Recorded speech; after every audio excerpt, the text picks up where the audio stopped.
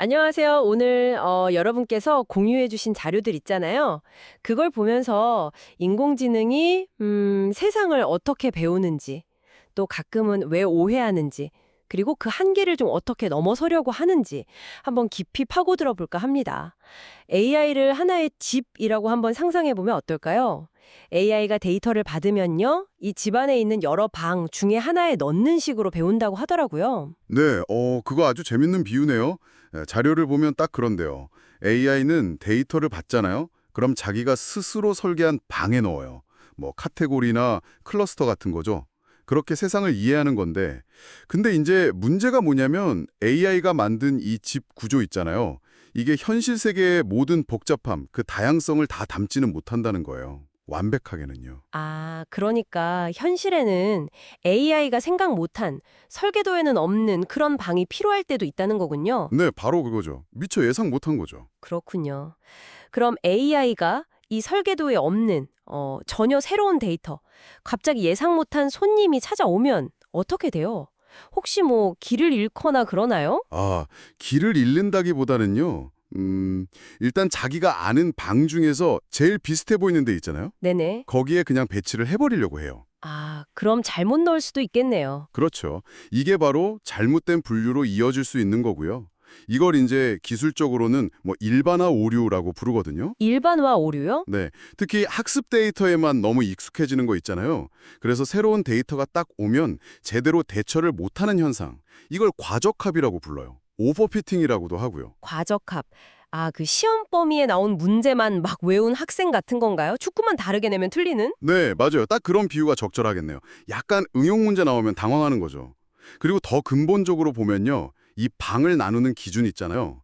그 기준 자체가 사실은 인간이 이름표, 라벨을 붙여준 거에 기반하거든요. 아, 그렇죠. 그러니까 이게 완벽하게 객관적이다 라기보다는 주관의 체계화에 좀 더 가깝다고 볼 수 있는 거죠. 그렇군요. AI가 스스로 만든 집 구조가 현실이랑 좀 다르고, 그래서 새로운 손님, 그러니까 데이터를 엉뚱한 방에 넣는 문제가 있다. 그럼 이 문제를 좀 해결해 보려고 할 거 아니에요. 자료에서 나온 해결책들이 꽤 인상 깊던데요. 네, 맞아요. 해결책들이 있었죠. 첫 번째는 일종의 집단 지성을 쓰는 거예요. 집단 지성이요? AI한테도요? 네. 그러니까 AI 모델 하나만 믿는 게 아니고요. 똑같은 데이터를 주고요. 서로 다른 AI 모델 9개한테 물어보는 거예요. 판단을 맡기는 거죠? 9개나요? 네, 마치 우리가 중요한 결정할 때 여러 전문가한테 자문 구하는 거랑 비슷하다고 보시면 돼요. 모델마다 세상을 보는 관점, 그러니까 방을 나누는 방식이 조금씩 다르거든요.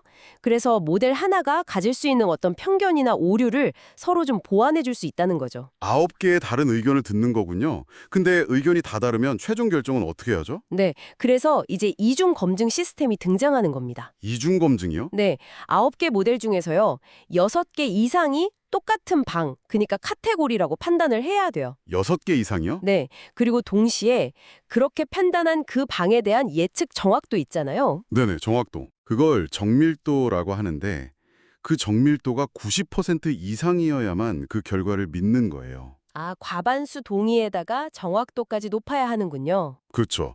정밀도는 AI가 이 방이야 라고 했을 때 그게 실제로 얼마나 맞는지 보는 지표거든요. 만약에 이 두 가지 기준, 그러니까 6개 이상 동의랑 정밀도 90%를 만족 못하면요.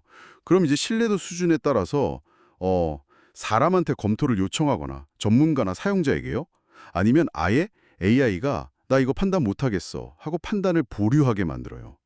확실하지 않으면 안 나서는 거죠. 와, 9개 중에 6개 이상 동의하고 정밀도까지 90% 넘어야 한다니 굉장히 신중하네요. 근데요, 만약에 데이터 자체가 너무 새로운 종이면 어떡하죠? 9개 모델이 다 같이 엉뚱한 판단을 할 수도 있지 않을까요? 이런 근본적인 인식 구조 자체를 좀 개선하는 방법도 자료에 있었던 것 같은데요. 네, 맞아요. 정확히 보셨네요.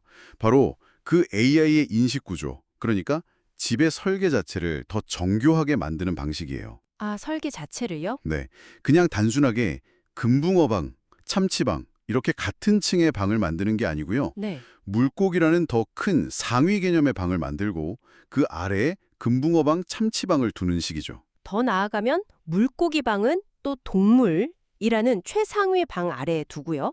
이런 식으로 계층 구조를 만드는 거예요. 아하, 그렇게 하면 그냥 분류만 하는 게 아니라 금붕어는 물고기 종류고 물고기는 동물이다. 이런 식으로 개념 사이의 상하관계, 위계 질서까지 배우게 되겠네요. 맞습니다. 훨씬 세상을 정교하게 이해할 수 있게 되는 거죠. 와, 훨씬 똑똑해지겠는데요. 자료에서는 이걸 넓게 잡고 정확히 조인다는 전략이라고 설명했던 것 같아요. 맞나요?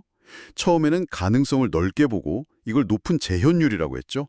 그 다음에 점점 정확도를 높여간다. 이건 높은 정밀도고요. 네, 정확해요.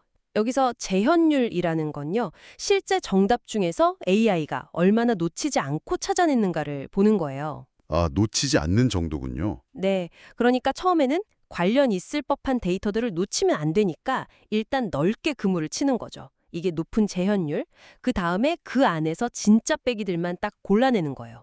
이게 높은 정밀도. 이런 다양한 노력들을 결국은 AI 판단의 신뢰도를 높이기 위한 중요한 시도들이라고 할 수 있습니다.